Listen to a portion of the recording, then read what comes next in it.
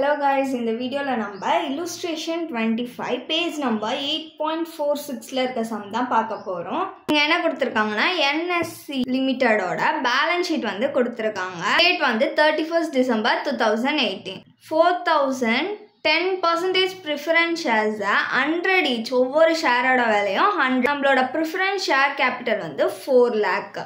Next 60,000 equity shares 10 each ஒவ்வொரு ஷேரோட விலையும் 10 ன்னு வித்திருக்காங்க. Equity share capital வந்து 6 lakh.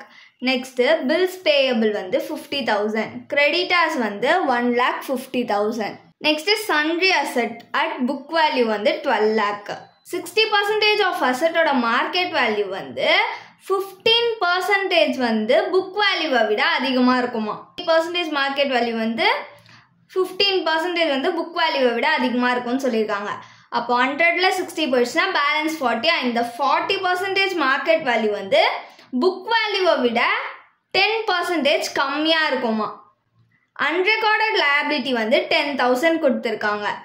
நெக்ஸ்ட் நம்மள வந்து ஈக்விட்டி ஷேரோட வேல்யூ என்ன அப்படின்றத கண்டுபிடிக்க சொல்லியிருக்காங்க. இந்த சம்மை நம்ம வந்து நெட் அசெட் மெத்தட்ல தான் போட போறோம். நெட் அசெட் மெத்தட்ல வேல்யூ ஆஃப் ஷேர்ஸ் ஓட ஃபார்முலா என்னன்னா value of shares is equal to net asset available for equity shareholder divided by number of equity shares. First நம்ம வந்து net asset available for equity shareholders first கண்டுபிடிக்கணும். So அதுக்கு வந்து என்ன பண்ணணும், அசெட்ஸ்ல நம்மளுக்கு வந்து sundry assets கொடுத்துருக்காங்க. sundry asset வந்து எவ்வளோ 12 lakh book value into market value வந்து 60% கொடுத்திருந்தாங்களா. ஸோ பர்சன்டேஜ்ன்றதுனால 60 divided by 100 into அது வந்து 15% book value விட அதிகமா இருக்கும்னு சொல்லியிருக்காங்க. அப்ப என்ன பண்ணணும், 100 மொத்த பர்சன்டேஜ் 100 அது கூட more than அப்படின்றப்போ ஆட் பண்ணிக்கணும். ஆட் பண்ணிக்கணும் பிளஸ் 15 பண்ணோம்னா நம்மளுக்கு 115 கிடைக்குமா. டிவைடட் பை பர்சன்டேஜ்ன்றதுனால கீழே 100.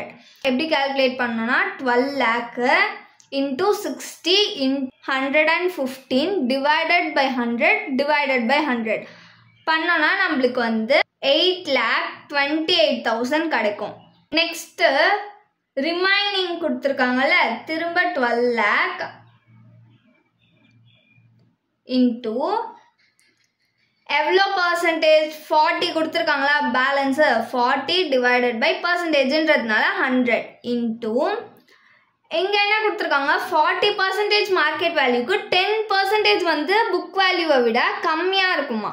அப்போது கம்மியாக இருக்கும்னா மொத்த பர்சன்டேஜ் நம்மளுக்கு 100 அதில் லெஸ் தேன்ன்றதுனால மைனஸ் பண்ணணும். -10 பண்ணோன்னா எவ்வளோ 90. ஸோ 90 டிவைடட் பை 100 பர்சன்டேஜ்ன்றதுனால கீழே 100 போட்டுக்கிறோம். லெஸ் தேன்னா மைனஸ் பண்ணணும், மோர் தேன்னா ப்ளஸ் பண்ணணும். இதை மட்டும் ஞாபகம் வச்சுக்கோங்க. இப்போ வந்து இதை எப்படி கால்குலேட் பண்ணோம்னா 12 lakh into 40 into 90 divided by 100 divided by 100 ரெண்டு தடவை 100 டிவைட் பண்ணணும். ஓகே, இப்போ வந்து இதை நம்ம கால்குலேட் பண்ணோம்னா நம்மளுக்கு 4,32,000 கிடைக்கும். அசெட் சண்டரி அசெட் மட்டும் தான். ஸோ இது ரெண்டுத்தையும் ஆட் பண்ணிக்கலாம். இது ரெண்டுத்தையும் ஆட் பண்ணோம்னா நம்மளுக்கு 12,60,000 கிடைக்கும்.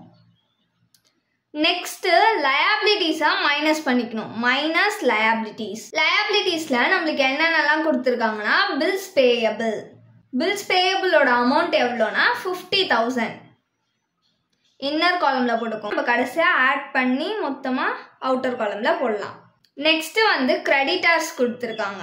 கிரெடிட்டர்ஸோட அமௌண்ட் எவ்வளோனா 1,50,000. அன்ரெக்கார்டட் லயபிலிட்டி வந்து நம்மளுக்கு கீழே கொடுத்துருக்காங்க கொஸ்டின்ல. அன்ரெக்கார்டட் லயபிலிட்டி இதுக்கு எவ்வளோ கொடுத்துருக்காங்கன்னா 10,000.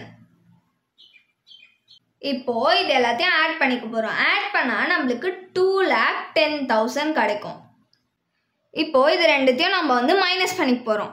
இது ரெண்டுத்தையும் மைனஸ் பண்ணா நம்மளுக்கு 10,50,000 கிடைக்கும். இது கூட நம்ம என்ன பண்ண போறோம், ப்ரிஃபரன்ஸ் ஷேர் கேபிட்டலை மைனஸ் பண்ண போறோம்.